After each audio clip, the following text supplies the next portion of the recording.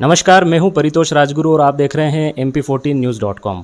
आज mp14 news की team पहुंची है सीतामऊ नगर परिषद के वार्ड क्रमांक 13 में और यहां से कांग्रेस पार्टी ने अधिकृत प्रत्याशी के रूप में मैदान में उतारा है श्रीमती कविता कमलेश मोदी को। आज हम उनसे चर्चा करेंगे, विभिन्न मुद्दों पर बात करेंगे। कविता जी, बहुत बहुत स्वागत है आपका mp14 न्यूज़ में। कांग्रेस पार्टी ने आपको अधिकृत प्रत्याशी के रूप में मैदान में उतारा है। किन योजनाओं को लेकर के आप मतदाताओं के बीच में जा रही हैं और मतदाताओं का रुझान क्या है? मतदाताओं का रुझान तो काफ़ी अच्छा लग रहा है। वैसे तो मैं सबसे पहले कांग्रेस का धन्यवाद करना चाहती हूँ कि उन्होंने मुझे प्रत्याशी के रूप में वार्ड नंबर 13 से घोषित किया है। उनका बहुत बहुत धन्यवाद। और मैं जो भी संकल्प पत्र में मैंने जो लिखा है, करवाया है, उसके ऊपर मैं पूरा ध्यान दूँगी। कमलेश जी, देखने में ये आया है कि सीतामऊ नगर में विभिन्न योजनाएं भारतीय जनता पार्टी लेकर के आई, लेकिन कहीं ना कहीं फिर भी नगर की जनता में एक असंतोष का भाव हमने देखा है। आप तो स्वयं पत्रकार हैं, एक जागरूक प्रतिनिधि के रूप में अगर वार्ड की जनता आपको चुनती है तो क्या आपकी योजनाएं रहेगी, किन मेन विषयों पर आपका फोकस रहेगा और क्या कुछ कहना चाहेंगे? देखिए, पहली बात तो ये है कि भारतीय जनता पार्टी की सरकार जो 10 साल से काबिज़ है, 10 सालों में ऐसा कोई विकास कार्य हुआ नहीं है नगर में। पहले एक सीतामऊ छोटी काशी हुआ करती थी, मगर अब गंदगी इतनी पड़सी हुई है चारों तरफ। आप देख सकते हैं, कायमपुर दरवाज़ा देख सकते हैं, लोग आने से पहले कतराते कि यार इस रास्ते से न जाएं, अपन दूसरे रास्ते से जाएं। सुहास रोड तरफ से आते हैं तो गंदगी अपार है। विकास के नाम पे क्या हुआ है? पिछले 10 सालों में हमने देखा, सोलर लाइटें जो लगी उसमें भ्रष्टाचार हुआ है। नगर के चारों ओर जो द्वार लगे उसमें भ्रष्टाचार हुआ है।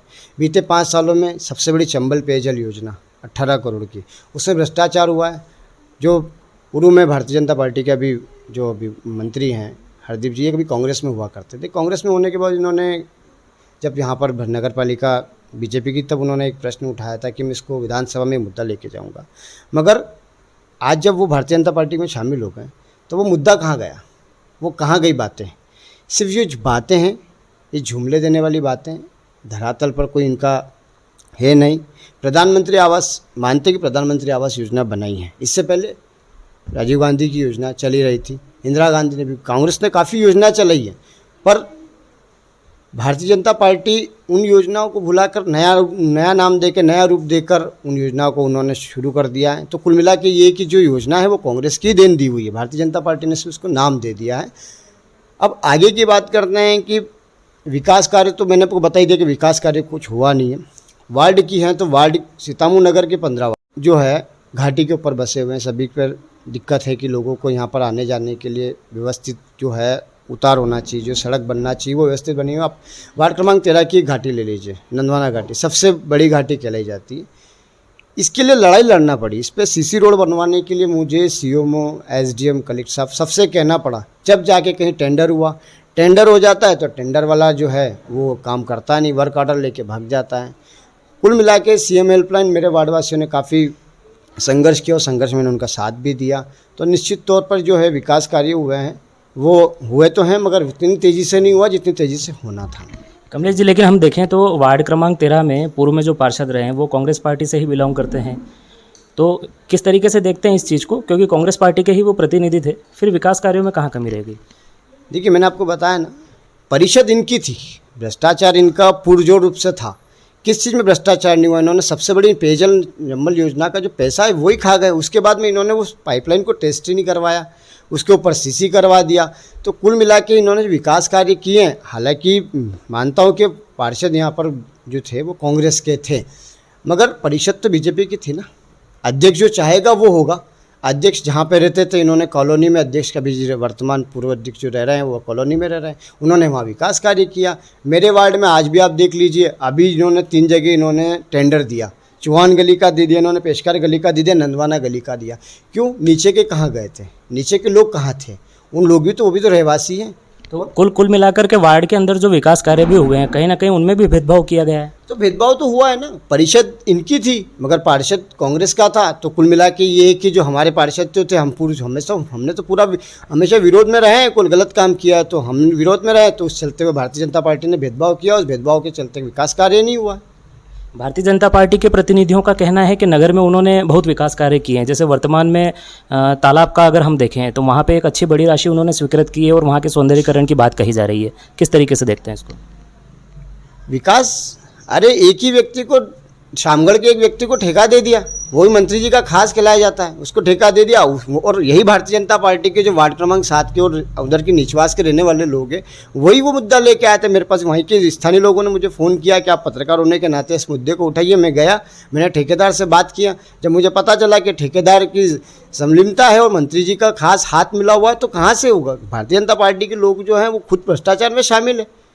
तो कुल मिला के कि भ्रष्टाचार तो इनकी तरफ से होता है। जनता का पैसा जो है वो भ्रष्टाचार में ही जा रहा है। आप चाहे चंबल योजना का ले लो, आप चाहे सीसी का ले लो, आप चाहे तालाब का सौंदर्यीकरण आज से पहले कहाँ गए थे? चुनाव आ गए, सौंदर्यीकरण सूझ गया। कहाँ है वो तालाब पे? आज भी आप जाके देखो, अभी भी जाके देखो, स्थिति वो की वही है। तो कुल मिला के आपके कहने का मतलब ये है कि सौंदर्यीकरण या विकास योजनाओं के नाम पे सिर्फ और सिर्फ छलावा हो रहा है और ये सब चुनावी जुमले हैं। चुनावी जुमले हैं। इनका मैनिफेस्टो पिछली बार जारी हुआ था, हम सब्जी मंडी बना के देंगे। कहाँ है वो सब्जी मंडी? अभी थोड़े दिन पहले मंत्री जी कलेक्टर साहब के साथ में बैठक करते हैं, जनता का दरबार लगाते हैं, काफ़ी समस्या सुनते हैं। कहाँ है वो समस्या? उन समस्याओं पे कितना काम हुआ है? कोई काम नहीं हुआ। भी कलेक्टर साहब के सामने मैंने देखा, पोस्ट ऑफिस गली में जो पुराना स्कूल बंद हो चुका है, वो PWD के अंडर में ज़मीन है, वहाँ पर मंडी बनाने की बात हुई थी। चाहते तो मंडी बन सकती थी ना, सब्जी मंडी। चुनाव तो 6 महीने थे, आप बना सकते थे। बनाना नहीं है, आश्वासन देना है, जुमलेबाजी करना है, लोगों को भ्रमित करना है। उनका भ्रमित करने का ही काम है, भ्रमित करने के सिवाय कुछ कर नहीं सकते। अब रही बात, अभी वार्ड में जिन वार्ड में 13 नंबर अन्य दूसरे वार्ड है, इन वार्ड में इनको लग रहा है कि हम कमज़ोर पड़ रहे हैं, तो धनबल का उपयोग कर रहे हैं। तो जनता समझदार है। आज जो लोग आ रहे हैं 5 साल में कि हम ये करेंगे वो करेंगे, कहाँ गए थे? 10 साल में कभी वार्ड में आप झाँकने आए? जब पेयजल पाइपलाइन की योजना वार्ड के अंदर बिछ रही थी, तो मैंने खुद राजेश जी गिरोटिया को फ़ोन लगा के बुलाया कि ये पाइपलाइन जो है ये बिछ रही है, इसको आप आके चेक करें। 5 बार फ़ोन लगाने पे 1 बार आते हैं व्यक्ति। तो ये क्या है? तो आपके वार्ड में ये जो चंबल पेयजल योजना का आप जिक्र कर रहे हैं, इसकी वर्तमान में क्या स्थिति है? वार्ड की प्रमुख समस्याएं क्या है और क्या कुछ यहाँ की मांगे हैं मतदाताओं की, जिनको अगर आप प्रतिनिधि के रूप में अगर जनता यहाँ से चुनती है तो जिनको आप पूरा करेंगे? देखिए, सबसे बड़ी बात तो भी हाल ही में कुछ दिन पहले रोड बना था। वाल जो है, पाइप तो है 17 इंच बड़ा पाइप डाला और वाल लगाया छोटा। तो जब छोटा वाल लगाया तो पानी का प्रेशर कहाँ से आएगा? मैंने इनको बोला, मैंने कहा जब भी काम होगा, जब इसके अंदर या तो पाइपलाइन बदलो।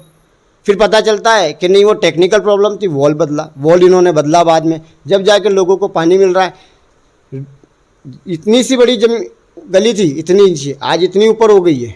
कहाँ से हो गई? कोई टेस्टिंग नहीं थी, कोई कुछ नहीं थी, बड़े पाइप डाल दिया। अरे आपको मालूम है कि घाटी है, गली छोटी है, तो उसमें बड़ा पाइप डालने से क्या मतलब? उसको छोटा पाइप डालेंगे ना अपन, तो लोगों को बराबर पानी मिलेगा। तो कुल मिला के आपके कहने का मतलब ये है कि जो योजना भारतीय जनता पार्टी लेकर के आई है, एक तो उनकी प्लानिंग ढंग से नहीं हुई है, उनका एग्जीक्यूशन ढंग से नहीं हुआ है, और एक बड़ा आरोप आपने भ्रष्टाचार का भी इन योजनाओं के ऊपर लगाया है। चलिए, वार्ड क्रमांक 13 के अंदर कांग्रेस पार्टी की वर्तमान स्थिति क्या है और जीत को लेकर के आप कितने प्रतिशत आश्वस्त हैं? देखिए, मेरा वार्ड, पहली बात तो ये कि मेरा वार्ड की रहने वाली मेरी जनता है, मेरा परिवार है। और परिवार में अगर किसी व्यक्ति को कोई दुख होता है, कोई तकलीफ होती है, तो पीड़ा होती है।